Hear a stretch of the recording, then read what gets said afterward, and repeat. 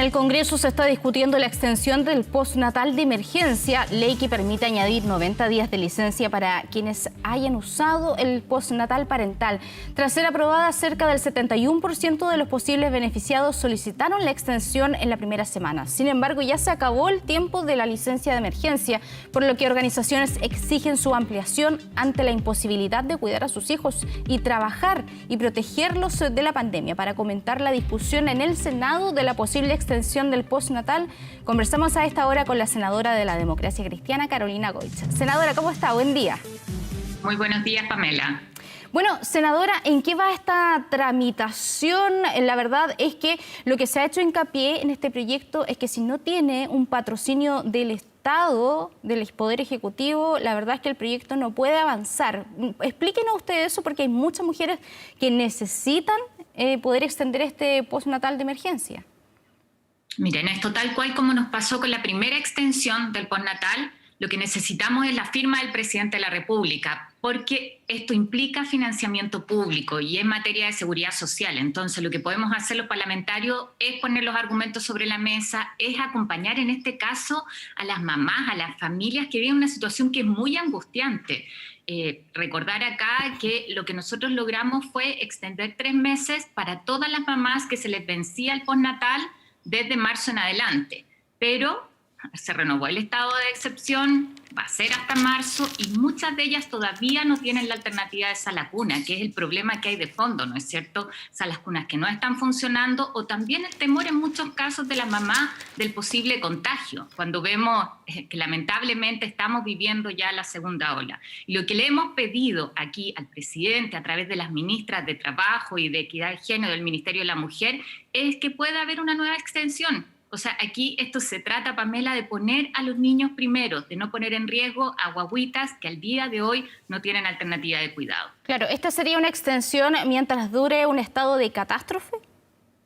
Efectivamente, y en esto es bien importante. Yo hoy día estoy hablando desde mi casa acá en Punta Arenas, que estuvimos hasta hace 2 semanas, ¿no es cierto?, con cuarentena total. Es distinto de otras regiones que han logrado salir. Entonces, lo que le hemos pedido a las ministras es que esto tenga que ver también con las medidas sanitarias. O sea, donde hay una cuarentena o se está en fase 2, donde no puede funcionar una sala cuna, que esté la alternativa de extender el postnatal para esas mamás, que también busquemos alternativas para las mamás que quieran volver a trabajar, o sea, que esté la obligación de la empresa de que exista el teletrabajo cuando, obviamente, las funciones lo permiten, pero que ahí la empresa, si la mujer quiere volver a trabajar, genere las condiciones para el teletrabajo. O incluso, en muchos casos, donde las mamás no tienen derecho al postnatal o no tienen derecho a sala cuna, que pueda generarse un bono de cuidado que permita la contratación quizá de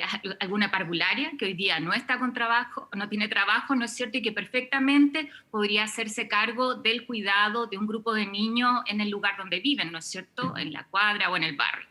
Claro, el gran problema acá es que a todas las mujeres que ya se les venció este postnatal de emergencia, la única opción que tienen, digamos, es acogerse a la suspensión del empleo, pero el argumento es que les baja mucho el sueldo finalmente, no le alcanza a muchas para vivir acogiéndose a la suspensión del empleo.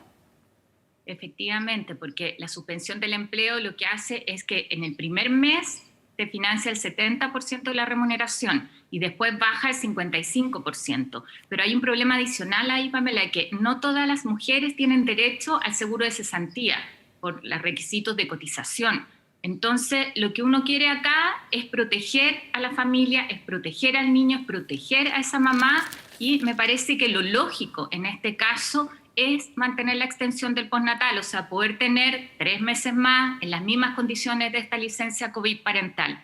Y los datos lo avalan. Tú sabes que el 70% de las familias pidieron esta licencia COVID parental, la primera extensión del postnatal de emergencia. Y de ellas solo el 10% ha utilizado la Ley de Protección al Empleo. O sea, ahí te está indicando que esa no es una alternativa. Y por eso yo aquí quiero reiterar el pedido, porque siento que nos estamos demorando demasiado. Hay muchas familias que ya están viviendo la angustia de que no cuentan con la licencia postnatal y no nos podemos seguir demorando. Ayer la ministra Salaquet dijo que de aquí a fin de año, no queda mucho, ¿no es cierto? Pero por favor, lo que yo le pido al gobierno acá es hacerse cargo de la frase los niños primero, que eso no sea solamente un discurso, sino que efectivamente se patrocine esta nueva extensión del postnatal.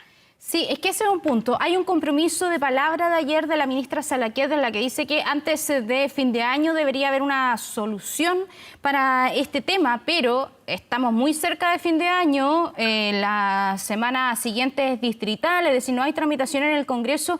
Entonces, lo que se espera, por ejemplo, es qué pasa con una presentación de un proyecto de ley si es que el gobierno finalmente no apoya el que se está tramitando. Claro, lo que pasa es que para tramitar el proyecto nosotros necesitamos el respaldo del gobierno. O sea, aquí la pelota está en la cancha del gobierno. Esto depende del presidente Sebastián Piñera y que él ponga la firma y lo tramitamos express. O sea, esto lo podíamos haber resuelto hace mucho rato. Insisto, aquí la solución la tiene el gobierno. Nosotros creamos la licencia COVID parental, esta licencia especial, que a diferencia, Pamela, del postnatal tradicional, queda a elección de la madre. Yo creo que eso es bien importante, cuando tenemos diversidad de situaciones, que la mamá escoja, y si quiere utilizar la licencia de extensión del postnatal, esta licencia COVID parental, que pueda hacerlo mientras tengamos estado de excepción constitucional. Ahora, ¿cuáles son los costos de un proyecto de extender esto? Porque finalmente es a través de FONASA que el Estado tiene que poner la plata para poder pagarle esta licencia o este postnatal de emergencia a las mujeres que lo necesiten. Claro, es a través de FONASA o a través de la ISAPRE, en los casos en que las mujeres tienen ISAPRE. Entonces, ahí el costo bordea, Pamela, los 22.000 millones mensuales, va variando, porque aquí se van sumando nuevas, ¿no es cierto?, van saliendo otras, pero a mí me parece que es un costo menor cuando uno ve de lo que estamos hablando. O sea, aquí acuérdate que generamos un fondo de financiamiento para las ayudas COVID, que es suficiente. Entonces, ¿por qué no de ahí una pequeña parte garantizarlo para una situación que a mí me parece tiene que ser prioridad? Cada vez hay más estudios que indican la importancia del primer año de vida en los niños, en su desarrollo neuronal. Es algo que pusimos tanto sobre la mesa cuando nos tocó pelear hace años, Pamela, la primera extensión del postnatal, que antes era de 3 meses, ¿no es cierto? Logramos que se extendiera a 6, y es porque esa etapa en el desarrollo de un niño es fundamental para toda su vida. Entonces, cuidémosla. Yo creo que en esto, existiendo recursos, lo que necesitamos más bien es la voluntad política del presidente de la República para firmar el proyecto y dar una respuesta a muchas mujeres a lo largo del país. ¿Qué pasa con la protección de aquellas mujeres que necesitan pedir este permiso? Hagamos el ejemplo, ya se aprueba y la mujer lo pide por 3 meses más porque le da terror dejar a su guagua en una sala cuna porque se puede contagiar, o también le da miedo contratar a alguien para que vaya a su casa. ¿Hay una especie de protección de si hay alguna represalia, por ejemplo, en su empleo por el hecho de extender y pedir este permiso? Sí, ahí hay que recordar que la ley hoy día protege a las mujeres en esa circunstancia y tienen un fuero maternal, o sea, las pueden despedir es hasta 1 año después de terminado el postnatal. ¿Ya? Entonces, lo que hacemos aquí es extender el fuero maternal en el tiempo que use la licencia. Aquellas mamás que ya usaron los 3 meses de licencia van a tener 3 meses más de fuero laboral. O sea, se aplica Lamentablemente vivimos en una sociedad donde todavía se castiga, Pamela, la maternidad. Eso hay que decirlo con todas sus letras. Y aquí también hay un llamado a los empleadores. O sea, no puede ser que la maternidad sea un castigo desde el punto de vista laboral para las mujeres.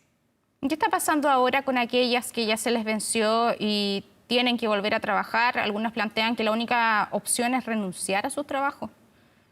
Mira, lamentablemente hay situaciones en que las mujeres han renunciado. Hay otras que están con permiso sin goce de sueldo, esperando que se resuelva este proyecto. Entonces ahí está la urgencia. Hemos estado conversando con distintas familias, con distintas mujeres, que lo que están es, te insisto, esperando. Ahora, en aquellos casos que han tenido que renunciar, uno dice nuevamente son las mujeres las que pagan el costo. O sea, ¿por qué una mujer frente a la inexistencia de cuidado para su hijo pequeño, tiene que renunciar a su trabajo. Cuando estamos en una situación donde hemos visto que hemos retrocedido 10 años en términos de incorporación de las mujeres al mundo laboral, algo que nos había costado tanto. Entonces uno dice, ahí hay más argumentos a favor de sacar adelante esta nueva extensión del postnatal. ¿Qué pasa, senadora, con aquellas mujeres que hoy están embarazadas o recién han tenido a su hijo? Porque de aquí en adelante, claro, uno proyecta, digamos, que en 6 meses más debería estar todo bien, pero la verdad es que esto del coronavirus se genera bastante incertidumbre y no podemos mirar más allá quizás de un par de semanas de lo que está ocurriendo. De hecho, sale esta nueva cepa en el Reino Unido, sale una nueva cepa en Sudáfrica, entonces es bastante incierto. Sí, bueno, para todas ellas ya están estos 3 meses adicionales. En la medida en que vayan cumpliendo su postnatal, van a tener 3 meses, que es lo que ya aprobamos por ley. Pero lo que tú dices es muy cierto. O sea, nosotros tenemos que programarnos para vivir con el COVID durante un tiempo mucho más largo. Y ahí primero el llamado a la responsabilidad a las personas. Veíamos las imágenes, ¿no es cierto?, en la nota anterior. Oye, lo principal es cuidarnos, es entender que no podemos relajarnos respecto a las medidas de distancia física, de uso de mascarilla, de alcohol gel, evitar aglomeraciones, no necesariamente salir a comprar ahora, podemos esperarnos. Pero además al gobierno aprender la lección. Oye, el cómo llegan las ayudas coordinadas, cómo se trabaja eso desde el territorio. Yo creo que en esto, entendiendo que además hay recursos disponibles para enfrentar la emergencia, tenemos que ser capaces de poner las prioridades donde están, trabajarlo desde el territorio para efectivamente poder convivir con el virus, a la par de que avance la vacunación, donde yo quiero felicitar lo que ha hecho el gobierno, creo que es bien importante, pero sabemos que eso va a ir lentamente cubriendo a la población, partiendo por supuesto, el personal de salud y los grupos de riesgo. Quiero terminar el tema del postnatal para hablar después de otro, con esta última pregunta. ¿Qué cree que está ocurriendo con el gobierno? ¿Por qué no ha auspiciado el proyecto o por qué no ha presentado aún un proyecto nuevo cuando, al menos la semana pasada, las autoridades decían que están abiertos a discutir este tema? ¿Por qué el retraso, digamos? Yo creo que aquí la barrera probablemente es económica, ¿eh? Esa mirada sesgada, pequeña, de ver los números y no entender que atrasarse en entregar estos apoyos también tiene un costo. O sea, yo creo que esa es de las grandes lecciones de la pandemia. La oportunidad de los apoyos puede hacer la diferencia. Entonces, yo lo que llamaría aquí es a humanizar las decisiones, es a ponerse en los zapatos de las mamás que hoy día están viviendo la angustia de muchas veces tener que renunciar a sus trabajos para cuidar a sus hijos. Sí, senadora, le quería preguntar ahora por este proyecto que ya fue aprobado, despachado, solo falta la promulgación para que sea ley, que tiene que ver con los electrodependientes. Cuéntenos detalles de qué significa finalmente esto para todas aquellas personas que necesitan estar conectadas. O sea, hemos visto casos, personas que se les corta la luz y está en riesgo su vida porque necesitan la energía eléctrica. Y una muy buena noticia ayer, la ley Lucas la llamamos, en honor a un chiquitito que es electrodependiente y su mamá ha sido la que encabezó el movimiento para tener esta ley que lo que va a garantizar es el suministro de electricidad para las personas que están conectadas a un equipo médico para mantenerse vivos. Estamos hablando de eso. Esto se dio ante situaciones de corte, ¿no es cierto? Y la empresa se demoraba en restituirlo. ¿Qué considera la ley, Pamela? Primero, que las empresas tienen que hacer un registro de las personas electrodependientes. Tienen que entregarle los equipos necesarios para mantener el suministro en caso de corte. Eso puede ser un grupo electrógeno u otro, el que genere mejores condiciones. Lo tercero, muy importante, es que la electricidad que usa el equipo médico no va a ser cargada a la cuenta de la familia. Ayer veíamos con la Carito una cuenta de 2,5 millones de pesos la deuda que tiene. Y uno dice, eso es el costo de mantener vivo a su hijo. Entonces, tiene que hacerse cargo en esto la sociedad. Y uno dice, para la empresa es menor ese gasto. Y por lo tanto, no se les va a cobrar en su cuenta la energía que utilicen en sus equipos. Me parece que esto tiene que ver, Pamela, con entender que la vida es lo que tenemos que cuidar en forma prioritaria y que la salud además es un derecho, no puede ser que dependa de que tú puedas financiar o no la cuenta de la luz. Ahora, ¿esto significa que las personas van a tener que inscribirse, llamar a su compañía eléctrica o es la compañía eléctrica que al revés tendría que hacer un catastro de todas las personas que necesitan de estos equipos? Mira, en eso ya han avanzado las empresas. En general, la mayoría tienen un registro, pero lo que queremos es que esto no dependa de la voluntad de la empresa. Esa es la importancia de que esté en la ley. Va a requerir también un certificado del médico, que además es el que indica cuál es el equipo que se necesita, ¿cierto? Y es responsabilidad de la empresa garantizar la mejor fórmula ahí para mantener el suministro. Eso tiene que ver, no sé, con la necesidad de voltaje, ¿no es cierto?, que requiera el equipo.